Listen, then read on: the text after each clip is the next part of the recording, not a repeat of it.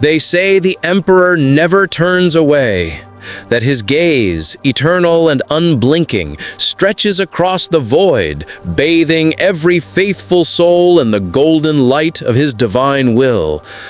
But what if that light were to fade? What if, for reasons unknown and unspoken, the Emperor's attention, so distant yet so absolute, simply shifted elsewhere? There are whispers in the dark corners of the Imperium, carried by astropathic echoes and half-mad preachers of worlds that once prospered beneath his radiance and now tremble in silence. Planets where prayers fall unanswered, where shrines decay, and where the statues of saints seem to weep rust instead of tears. The faithful continued to kneel, their foreheads pressed against cold stone, reciting litanies to an empty sky. But faith, in the grim darkness of the far future, is a weapon, and when that weapon is turned inward, it wounds deeper than any blade. There is a sound that every priest of the Imperium knows, the hum of the choir, the thrum of chanting voices echoing through stone vaults, the low metallic sigh of censers swinging beneath gilded arches. It is the heartbeat of faith itself, the pulse of worship that has endured for 10,000 years. But on the world of Serapis Tertius, that sound has begun to fade. At first, the adepts blamed the wind. The cathedrals of the upper hive are ancient, their stained glass cracked, their vox horns corroded by centuries of incense smoke and dust. When the hymns fell silent, the priests struck the consoles, adjusted the servo choirs, and cursed the machine spirits for their stubbornness. But even when the machinery was mended, the silence remained. It was not an empty silence, it was thick, oppressive, alive. A silence that pressed down upon the faithful like a weight upon the soul. The high priest of Serapis, Hieromancer Alphon Verus, described it best in his final sermon. It is as though the Emperor's gaze has turned away and we remain frozen in his shadow. He spoke those words before the assembled congregation, his voice trembling, his eyes hollowed from sleepless nights spent before the altar. None dared repeat them after. Because to suggest that the Emperor might turn away was not doubt, it was treason. And yet the signs multiplied. The candles that once burned for months guttered and died within hours. Reliquaries began to weep rust. The holy oils turned sour and smoked when lit. In the manufactoria below, servitors began reciting fragments of prayers unbidden, as though the machine god himself sought to fill the void left by divine absence. Even the astropaths, who lived in the silent communion of the Emperor's psychic light, began to scream in their sleep. Those screams echoed through the hive spires, carried by the vox like a lament. Some said they were being punished for unspoken sin. Others whispered that perhaps the Emperor's burden on the golden throne had grown too great, that his divine mind, stretched thin across the stars, had simply forgotten them. Such whispers were dangerous things. They were spoken only in the dark, behind the locked doors of habs, reeking of incense and fear. In the daylight, the people pretended. They still filed into the churches, heads bowed, voices hoarse from reciting hymns that no longer brought comfort. Children were still anointed, offerings were still made. But devotion without reply breeds madness, and madness began to bloom. In the underhive, a preacher emerged from the refuse pits, an emaciated man with eyes like burning coals and a tongue slick with prophecy. He called himself the Vessel, claiming he could feel the Emperor's sorrow in the marrow of his bones. Crowds followed him through the tunnels, chanting, flagellating themselves with rusted chains. They said he had seen the Emperor turn his face, and that those who looked upon him in that moment were burned to ash by holy grief. The ecclesiarchy tried to silence him, They sent confessors with bolt pistols hidden beneath their robes, but every time they drew close, their weapons jammed, their faith faltered, and they fled in terror. By the end of the month, half the lower hive had fallen to the vessel's sermons. They built shrines from bones and scrap, daubed with ash and blood, where once they had placed candles and icons. Their prayers changed shape. They no longer begged for light, but for forgiveness. Meanwhile, in the spire above, High Priest Varus knelt before the altar of the Emperor's effigy, a massive sculpture of gold and black stone that towered like a god of judgment. The air was thick with incense and the faint copper scent of blood. Varus had not slept in days. His hands trembled as he raised a chalice of sanctified oil toward the statue's silent face. "Why have you turned from us?" he whispered. His voice cracked, echoing faintly across the marble hall. The silence that answered him was not absence, it was awareness. Something vast and cold pressed against his mind, like the memory of light swallowed by shadow. He dropped the chalice, oil spilling across the floor, hissing as it touched the candles. For the first time in his life, Varus felt fear, not of heresy, but of being unseen. The next morning, he walked barefoot to the steps of the Grand Basilica, stripped of his vestments, carrying nothing but a single parchment bearing the Imperial creed. He laid it at the foot of the statue and whispered, "If you still watch us, forgive me." Then he opened his veins with a sanctified blade and bled out beneath the cold gaze of the Emperor's stone eyes. When the adepts found him, they said his blood had turned black as pitch and that the parchment was blank. The death of High Priest Varus should have brought order. Instead, it uncoiled the last thread holding Seraphus Tertius together. His suicide was declared martyrdom by the ecclesiarch archives, but the people did not believe it. They whispered that Varus had heard the emperor's true voice in that final silence, and that what he had heard drove him to end himself rather than speak it aloud. The basilica doors were sealed with iron wax, its altars left untouched. For the first time in living memory, the cathedral of the Imperial creed stood dark. Only the faint scent of burnt oil drifted from the cracks between its doors, like incense for a god no longer listening. The upper hive grew restless. Vox transmissions failed without cause. Administratum adepts burned through data slates trying to track the growing waves of civil disobedience. The Astra Militarum garrison under Colonel Luthien Gare began round-the-clock patrols through the Hab sectors. At first, the soldiers marched with confidence, las guns polished, purity seals bright beneath the artificial sun lamps. But after a week, even they began to falter. Gare wrote in his field report, "The men dream with open eyes. They whisper the litanies backwards. Some wake screaming, claiming to see light pouring from their helmets, faces melting in the glare. I have executed 6 for heresy, but the fear spreads faster than I can kill it." In the manufactoria, workers started collapsing mid-shift, clutching their heads as though struck by invisible blows. A tech priest named Adept Kairon dissected one of the fallen and found the veins blackened with coagulated residue. No toxin, no disease. He labeled the cause of death as divine interference before sealing his data slate and walking calmly into the smelting furnaces. Rumors began to swirl that the emperor himself was purging the unworthy, that his gaze, turned inward in disgust, had cast shadow instead of light. It was a dangerous idea, but it spread like fire among the desperate. Those who still prayed did so with shaking hands, their rosaries wet with sweat. Those who stopped praying altogether began to vanish. The enforcers found the first pile of bodies beneath the transport elevators, stripped of flesh by unknown means. No tracks, no signs of struggle, only the smell of ozone and faint scorch marks that glimmered like runes when viewed through auspex. The Atticus Mechanicus declared it a malfunction of the power grid. The ecclesiarchy called it divine correction. Neither was correct. By the second month, the silence had become unbearable. Choirs that once sang in perfect harmony now shrieked discordant hymns that drove listeners mad. The astropaths sealed their sanctum and ceased transmission, their psychic wards glowing faintly with internal flame. A few, still alive, claimed to hear weeping echoing from the Astromonicon, a sound that no man was meant to hear. Down in the underhive, the vessel's movement swelled into something monstrous. His followers called themselves the Broken Benediction. They carried relics of melted metal, claimed to be tears of the throne, and branded them into their own flesh.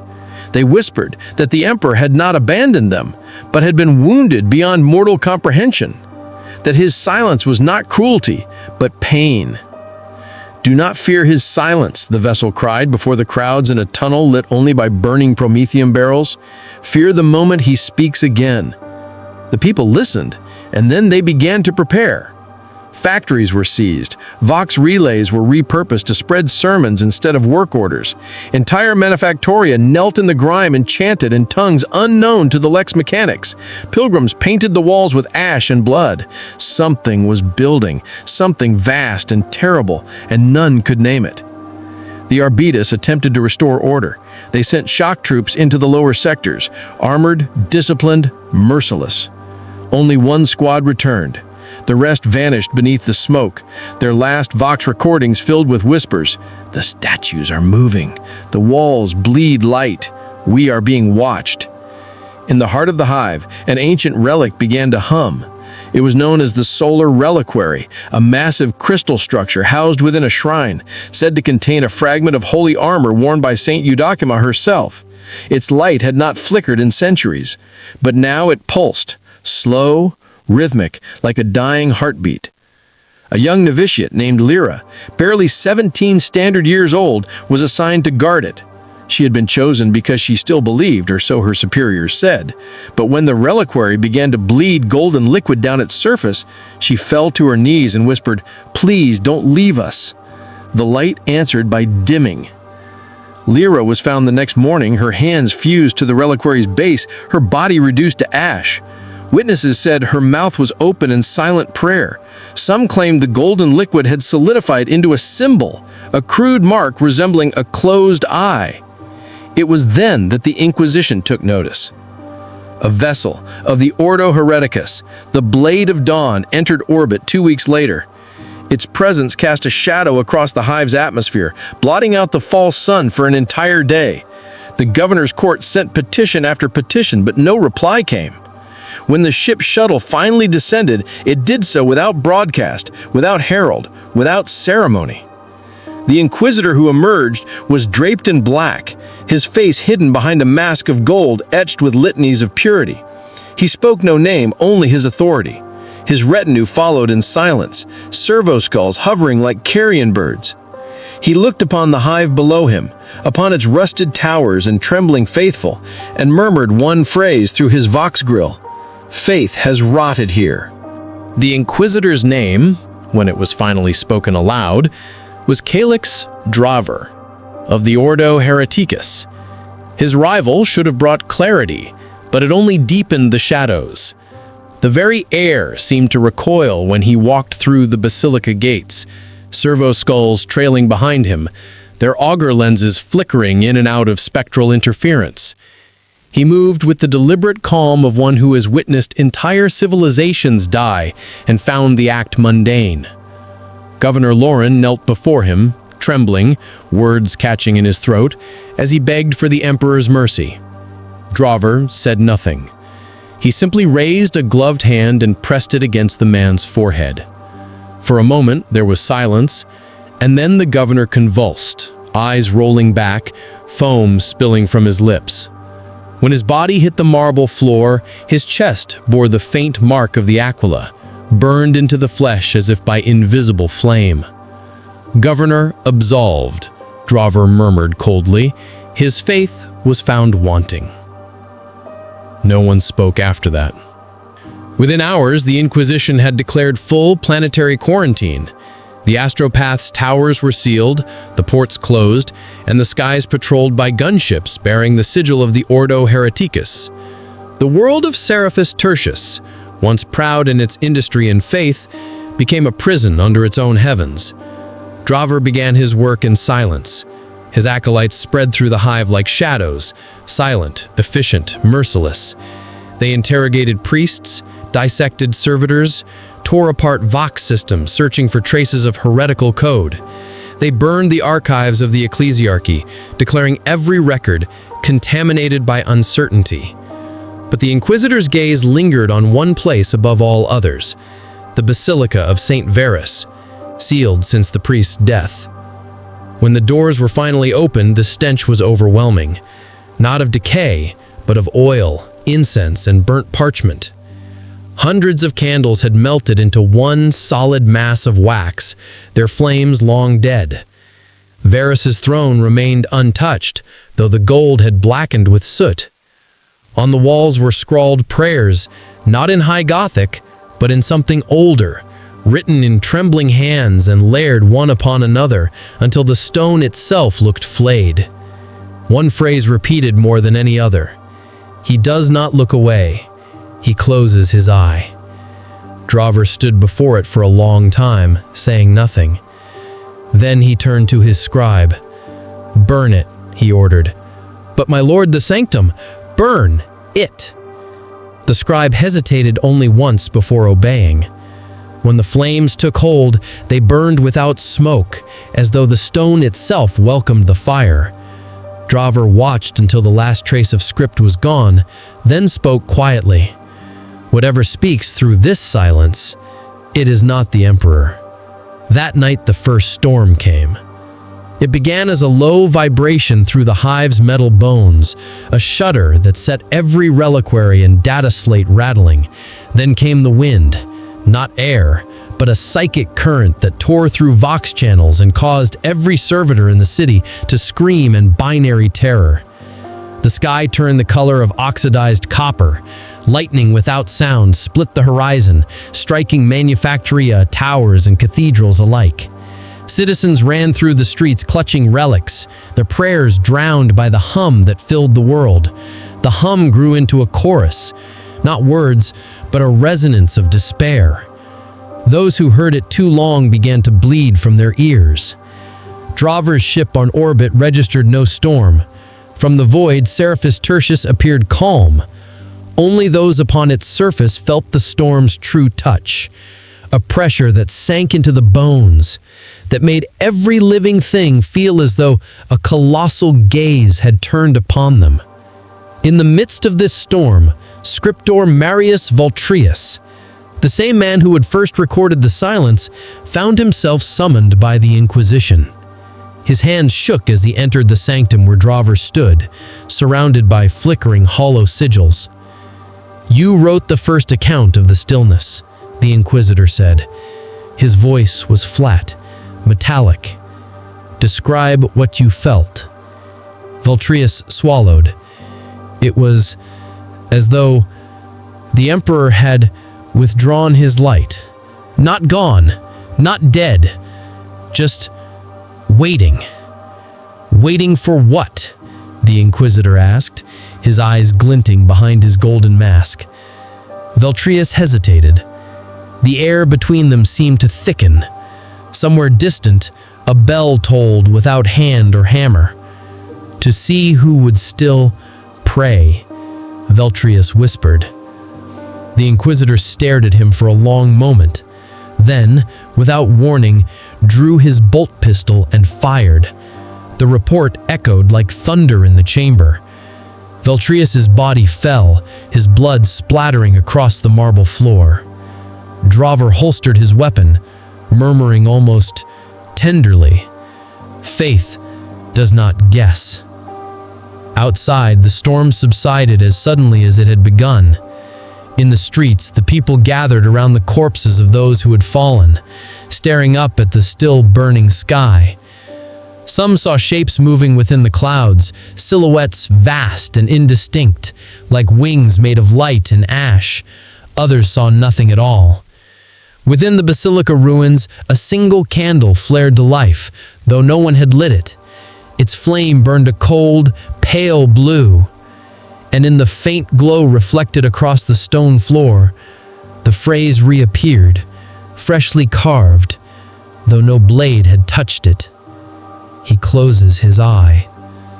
Drover looked upon it, and for the first time in his long career, he felt something colder than fear. Not heresy, not corruption, but recognition. He whispered under his breath, "The eye is mercy." Then he ordered exterminatus-level authorization to be prepared, not yet executed, but held in abeyance. The planet's fate was sealed in silence once more. The air beneath the hive was a miasma of rot and whispers. Each step the Inquisitors took echoed through the endless corridors like a death knell, a hollow reminder that here light had abandoned hope long ago. The walls, slick with grime and the residue of forgotten rites, seemed to pulse as if alive, resonating with a presence older than the Imperium itself. Murmurs clung to the shadows, half-formed, twisting thoughts that felt almost sentient, mocking, probing, testing the resolve of those who dared to walk these forgotten veins of humanity. As the party descended deeper, a chill not born of mere temperature wrapped around them. It was the kind of cold that gnawed at bone and memory alike, dredging up fears long buried under the veneer of faith. The archivist stumbled over a malformed root of metal and flesh fused together, whispering a prayer that dissolved mid-word as the darkness swallowed it.